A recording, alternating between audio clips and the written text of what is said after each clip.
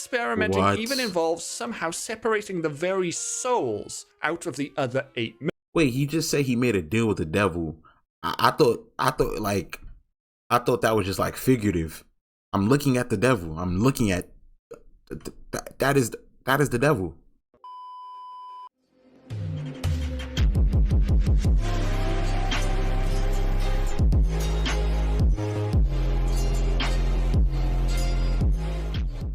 Greetings, my empire. Dre's here back with another video, and today we finna watch Team Fortress 2, the complete character lore.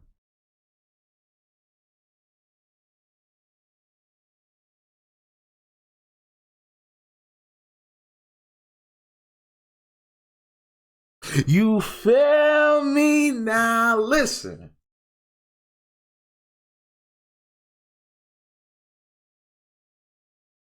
Listen. So, one of y'all sent this video to me on Discord. Now, y'all know I love me some Team Fortress. Like, fun fact about me, I'm the best Team Fortress 2 player ever. There's nobody better than me.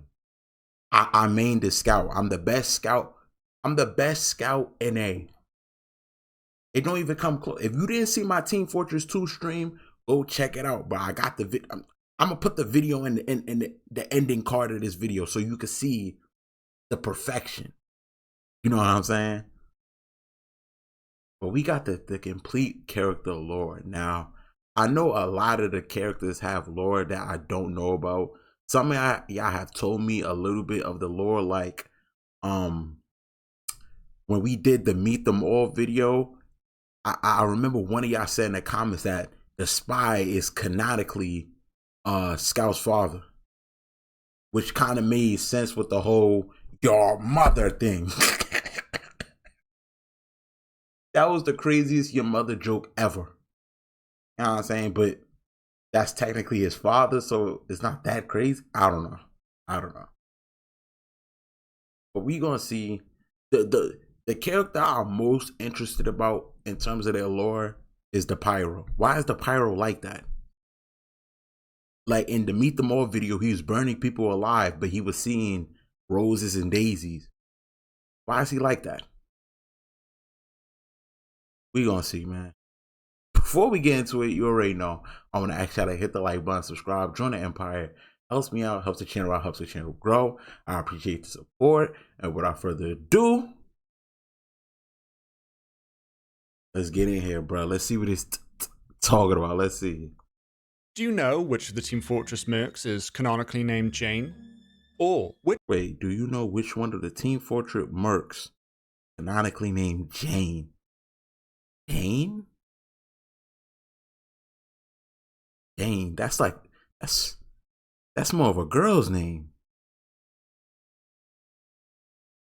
If I had to give a guess, well, it's 4 seconds in the video and he already got me thinking critically. If I had to give it a guess, I'd say it'd be the engineer. Which two are officially father and son? Or which one has we know that so one. much We know that alcohol one. that normal food makes his body think that it's been poisoned? Actually, you can probably guess that last one. Yeah, it's bro. Let's dive into the real lives of the Team Fortress mercenaries, as revealed throughout the officially published comic strips, official trading cards, and other Valve published lore. Team Fortress has comics? I didn't know that. Let's meet the real team. So firstly, some important context on what the story of Team Fortress 2 even is. Oh, now, I'm not going to go into Jane. a lot of detail here, as by the developer's own admission, TF2's story is more convoluted than Half-Life or even Portals. But it is important to cover a few things so we can better understand just who these 9 people are and give some context to the important life events that we're going to talk about in this video. The blue team and the red team are actually 2 separate groups of mercenaries, both working for a company called TF Industries, unbeknownst to each other, and employed to fight each other repeatedly at the demands of the mysterious administrator. the same person whose voice we hear whilst playing the game. Despite the blue and red teams being canonically different people, the majority of Team Fortress story only focuses on one team and only ever really fleshes out the personalities and life of one of each merc. So they're technically different people, but they're like clones. They're like the two separate people, but they're still clones. Like basically like a twin. Like you and your twin don't like live the same life, but y'all look alike. You know what I'm saying?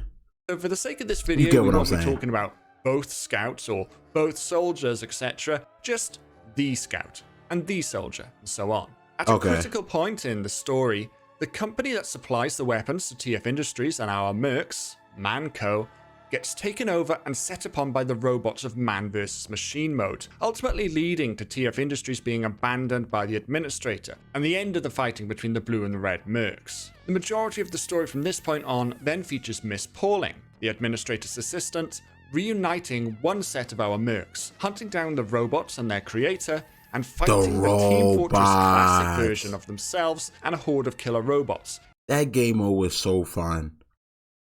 I think it was called Man versus Machine, some shit like that.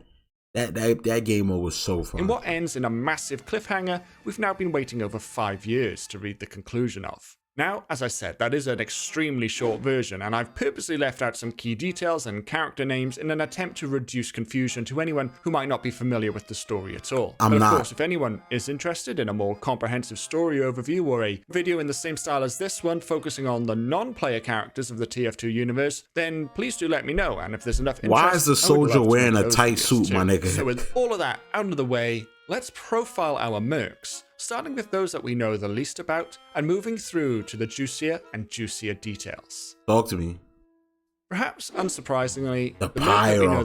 We starting off with the juiciest one. We don't know their name. Heck, we don't even know their gender. With that said, Pyro is referred to several times as he, him, his, or sir in the comics, including by Miss Pauling, who is second in command at TF Industries, the company who employed Pyro in the first place. So if anyone knows Pyro's true identity, then it's going to be Pauling. It might be her, but yeah. On the flip side, Soldier does at one point suggest that he had always had a suspicion that Pyro was a woman. And it's also worth noting that in the comics, we meet all 9 of the Team Fortress Classic mercs, and only one of them is ostensibly female. Pyro. And on the TF2 official website, official trading card, and the back of the NECA action figure box. So the original Pyro was a female, but the new Pyro, we don't know. Pyro's profile reads, he's a fearsome, inscrutable, on-fire Frankenstein of a man. If he even is a man. Why are they doing that, bro? Why? Clear identity is ironically part of Pyro's identity, and it seems unlikely that will ever be any straight answers or smoking guns confirming who a lizard? Or what is underneath the mask. But believe it or not, that's not actually where Pyro's story ends in the comics. During a period between TF Industries being abandoned and Miss Pauling reuniting everyone, Pyro is found sitting as CEO at a successful company called Frontier Engineering, and is considered to be personally responsible for the company having a record quarter. Another interesting tidbit is the fact that Pyro genuinely appears to see the world in Pyrovision, as originally shown in the Meet the Pyro short, with multiple panels throughout the comics showing us the world through Pyro's eyes in the same bubblegum rainbow wonderland point of view. It kind of remind me of I don't know if you ever watched The Boys. Noir. That's who the Pyro kind of reminds me of. Or Noir. What came out first, The Boys comics or the Team Fortress comics? Either or, they remind me of each other. Next up is Heavy Weapons Guy. From the comics, we know that his name is Mikhail, or Misha as a nickname. Whilst Heavy is of course outwardly Russian, we learn from the comics that he's from Siberia, and his action figure box tells us specifically the Zhugzhur Mountains. Heavy loves his miniguns, and he's named them all, Sasha being his main one, Natasha of course being his best known other gun, but also Svetlana, Oksana, and Sheila. But damn, he got a fly. Like he got metal killing machines. He also shows a lot of compassion for his family. He got a harem of miniguns and 3 sisters, Bronislava, Yana, and Zana. The latter of which we'll hear about a bit later. Engineer, real name Del Conacher, from the town of. I guess I fucked it up. I thought it would be engineer would have been Jane. He looked like Adele though. Cave, Texas. Whilst many of our mercs might appear clever but mostly insane, Engineer is the most genuinely intelligent, having no fewer than 11 PhDs. Whilst his personal history is never explored in great detail throughout the comics, 11 his PhDs family are amongst the most important to the main storyline. We all know about Australium from the in-game universe, the extremely rare metal used to decorate sought-after expensive weapons. But Engineer's grandfather, Radigan Conacher, built a series of machines that use Australium as fuel to extend a person's life. And Del, our engineer, has continued that work, iterating and improving on the design during his time. He got the machinery and shit, but I didn't know he was that smart. 11 PhDs. Working for the administrator. Throughout the story of the comics, obtaining Australium and using it to extend life is the main plot point motivating the lead antagonist, as well as the other main non-player characters. If it wasn't for Engineer's grandfather, and in the present day period of the comics, Engineer himself, this motivation wouldn't even exist. So whilst our other mercs definitely get more screen time, Engineer is the most important merc when it comes to the underlying story. Alright. The Sniper. On the back of his NECA action figure, we find out that Sniper's real name is Mick Mundy. However, we find out in the course of the comics that his birth name is actually Mundy, in the same style as his parents' names Bill Bell and La Na. This nigga's he's from One Piece. Mundy Sniper. Mundy Sniper. Team Fortress gotta put me on the lore team, bruh. Like, come. And perhaps most surprisingly of all, he's actually from New Zealand, which in the Team Fortress universe is a sunken underwater world covered in a glass dome. With that said, Sniper is shown to have been blasted out of underwater New Zealand on a rocket whilst just a young baby, adopted by Australians and brought up in Australia. Miss Pauling also addresses Sniper's adoptive parents as Mr. and Mrs. Mundy, suggesting that Sniper's birth name being Mundy and adoptive surname being Mundy, making his name technically Mundy, is maybe just a happy little coincidence. Mundy. Okay. It goes without saying that we don't know a lot about Spy. Arguably more so than Pyro, a lack of identity is part of Spy's character. Yeah. His name is unknown, and whilst of course being a spy he could be pretending to be French, his France origin is confirmed on the website and on the back of his action figure box, along with his ability to speak French, Spanish, and Catalan. As with Engineer, his personal history isn't much expanded on in the comics, but we do see a couple of interesting moments reinforcing his in-game character, such as a mention of his suit costing $10,000, and his teeth apparently housing a series of miniature items such as a full roast dinner. Spy often hints about having a more than friendly relationship. Nigga got the world's smallest violin in his teeth. Scout-specific voice lines. The art on the side of the ambassador is suggested to show an enemy's mum, and there's straight-up photographs of them together in the Meet the Spy short. But in the comics, it is pretty much said directly. Spy is Scout's father. Spy, believing the Scout to be on the verge of death, disguises himself as Welsh pop legend Tom Jones, who we see elsewhere in the comics that Scout is a big fan of. And Spy admits to having dropped a sex bomb in Scout's mother. He even then directly calls Scout son. Wow. The Scout. During the epic reveal, where we learn that Spy is Scout's dad, we also learn 2 more things about Scout.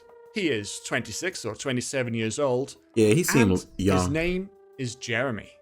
He looked like Jeremy. If I had to picture Jeremy, I'm thinking of Scout, my nigga. Simple. He young. He 26, 27. But in this day and age, 26, 27 is unk. Bro, I had a nigga call me unk in one of my comments. I don't know. I don't remember what video. How is that possible? I'm not. Don't. It's the beard. It has to be the beard. It's beards. Like, I don't think niggas is understanding. Unk just comes from beards, bro. If you got a beard, you're unk. It don't matter what age you are. You can be a baby. If you have a beard, you're unk. Like, if I shave this shit off, I look like the youngest nigga ever, bro. But since I have it, the nigga called me. We elsewhere learn that Scout is from Boston, as his accent and multiple item names suggest. He's the youngest of 8 brothers, which is what ultimately led him to be able to run as fast as he can. Scout is frequently shown as being not particularly intelligent, including lacking basic reading skills. He's a huge fan of Tom Jones, who we already know that Spy disguises himself as when revealing himself to be Scout's dad, and Scout is a huge collector of Tom Jones memorabilia, as well as having a misspelt Tom Jones tattoo on his chest. Scout is a hopeless romantic for the administrator's assistant, Miss Pauling. We watched that, but he was kind of into her. Trying and failing to woo her, and is apparently completely undeterred, or perhaps unaware, of her polite and consistent rejections. The Medic, from Stuttgart, Germany. During a brief time where the Medic is dead and negotiating a deal with the devil, we find out that his name is Mr. Ludwig. That's right, Mr., not Doctor. Because it's confirmed in multiple places that Medic apparently has no formal medical training.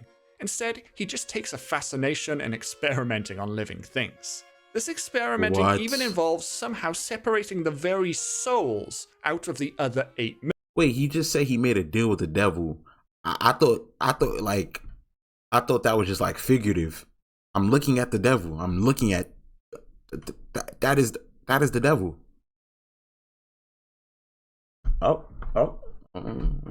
Mercs, apparently without their knowledge. Bro. And this is what ultimately allows him to successfully trick the devil and come back to life after being very thoroughly killed by the Team Fortress Classic Heavy. Medic appears to have no real moral leaning towards nor against our mercs, and in fact, through much of the story, he's actually working against the rest of the team.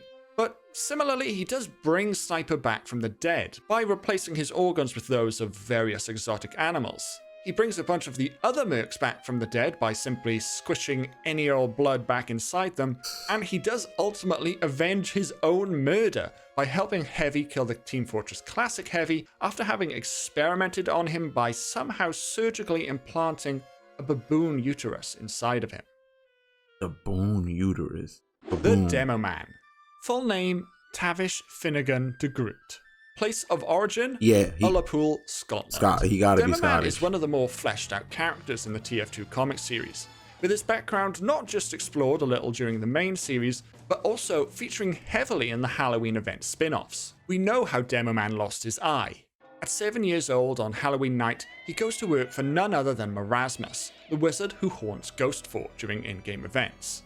Whilst working there that night, Demo Man is spoken to by the magical Abominomicon, the book, which is also a reoccurring Halloween in-game character. Demo is tricked into opening the book, he gets his eye haunted by the trickster spirit of the magical book, and thus Monoculus is formed. That's right, Monoculus is Demo Man's haunted, missing eye. However, during the course of the mainline comics, Medic reveals that he has grown Demo Man's eye back no fewer than 8 times, but something haunted always happens, leading them to conclude that it's the eye socket which is haunted, not the eye itself. On his trading card, which released all the way back eye socket is probably a portal. It stated that a failed plan to blow up the Loch Ness Monster at the age of 6 led to the death of his natural parents. However, on the official website, this sentence is changed. Oh, the Loch Ness Monster is a Scottish, like folk monster. To say it caused the death of his original adoptive parents, and this page doesn't appear to have been updated since at least 2011. However, the box for his 2013 NECA action figure, which for all the other mercs usually has exactly the same or similar text as the trading card and official website, makes no mention of this at all, suggesting a possible retcon to the parenticide, accidental or otherwise. And indeed, in the comics, whilst Demoman's dad is confirmed to be dead, we do meet his mum several times, who could, of course, plausibly be an adoptive mother.